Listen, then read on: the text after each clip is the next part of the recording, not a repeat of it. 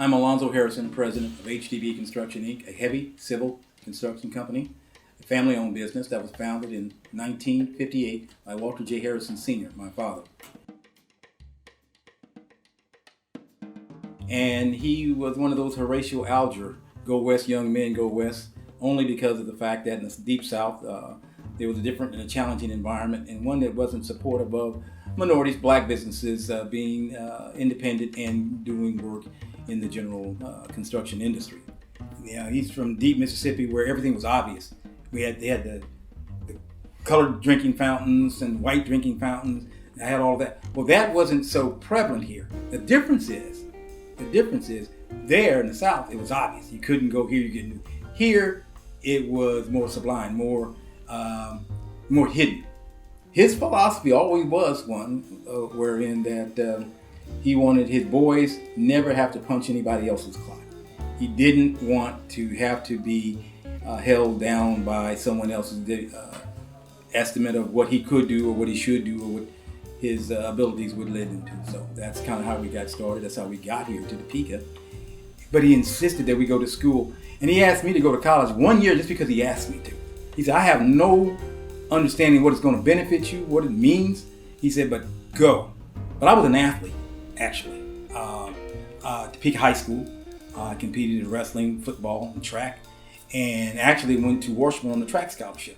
That's kind of a good thing. It enabled me to trade my athletic capabilities for an academic access and opportunity. And I found Washburn to be a very, very good school. I mean, I was able to go to Washburn, and when I was at KU or at Harvard or at the Wharton School of Business or at Amos Tuck School at Dartmouth, I never felt intellectually outgunned or overwhelmed. I felt I was well prepared to be there. And I will tell you, at Washburn in 1970 to 74, you had to overcome being black before you could start learning. But once we did that, and I pledged a fraternity, and I met some amazing individuals there. I do remember a time that brought me back to my own reality. I was the only black guy on our track squad at the time. We went to a little town. I just won the 100, the 200, the long jump, anchored the relay team. And I went to this restaurant, our team went to this restaurant, and I sat down first place I could get because my legs were thumping. Well, I sit under a sign that says, we reserve the right to refuse service to anyone. It's 1972, 1971.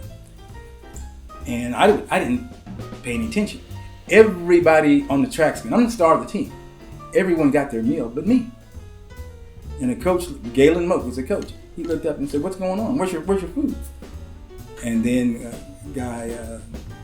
one of the guys, well, I was a freshman, so the other guys tapped and said, look, coach. And so he said, we reserve the right to refuse service. The cook had come out and he was sitting down talking to the guys. They hadn't gotten me a meal. What are you going to get me one? And that's when that's the reality that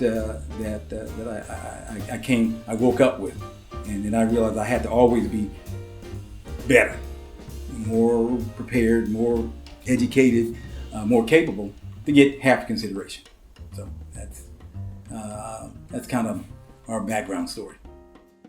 At first, we were a heavy trucking company. We were doing underground. We were doing stuff like hauling sand, asphalt, gravel, supportive work to the general contractors who did work building roads and bridges and dams and that sort of thing. So we grow out of that trucking side into a general construction side, wherein we actually are the prime contractors.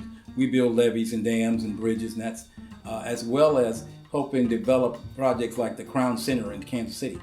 What we have found that we were able to go and travel around the country and do work, wherein here in Topeka we couldn't get any work. And sadly for us, even though after 63 years, we won every award that you can imagine for excellence and for doing work with the federal government and state government work, we have no opportunities for access or entree into it. We've supported a lot of other contractors. My father was kind of like the godfather of trucking people around here. He helped get started minorities and non-minorities alike in the trucking industry. Generally, when you hire someone, you're a small company, you're basically training your competition. So My father started a trucking company in 1958 and hired a lot of people when they were young and trained them. And most of them realized that as a black person, he wasn't going to get the opportunities that the non-minorities were going to get. And some of them spun off and started their own company. But sadly, most of them are out of business now, and we're still here. But we are, as a prime contractor, we do work for mostly the federal government, mostly the Army Corps of Engineers, because of the requirements so challenging, so demanding. Most people don't want to work for the Army Corps. They're just very difficult to get along with and work with. But for us, it's home. That's where we thrive, working under those demanding requirements. And so we're very versatile. That's enabled us to stay in business and be a continual, ongoing entity because of the fact that we are capable of moving around. Now, what does it mean to be a black contractor in Topeka, Kansas? Well, really not much. We have been supportive of the community and community services and working on various boards. We have been supportive in giving scholarships. Lonnie Williams, my colleague who is now deceased, he and I worked tremendously to help get education and scholarship opportunities for young minority students around the area. We helped get the Washburn Tech East building going over there. We have the equipment, we have the personnel to do the work, but the fact of the matter is, one or two times when we worked as a prime contractor here, we had 4 guys working on the job, and they had 5 inspectors checking us. And kind of speaks to what it means to be a minority contractor here. So of all the millions of dollars that are being done in the city of Topeka, or Shawnee County even, I dare say that when you pierce the veil, there's probably not 4 or 5% going to traditional minorities. That's not a kick. My father has never allowed us to utilize race as an issue. He always said, it's not what you say so much, it's what you do. That said, we've been here for 63 years. We pay more in taxes and fees and assessments than we earn, but we still think it's the best place to be because our families are here. Our children grow up here, but I have 5 daughters, if you look at my picture behind there, and they don't want to stay.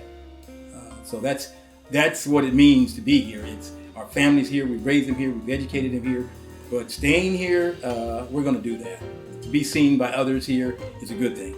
And we think by doing those positive things and not letting race be our issue, it can be someone else's, it allows us to continue and with a positive attitude about doing work and being in business.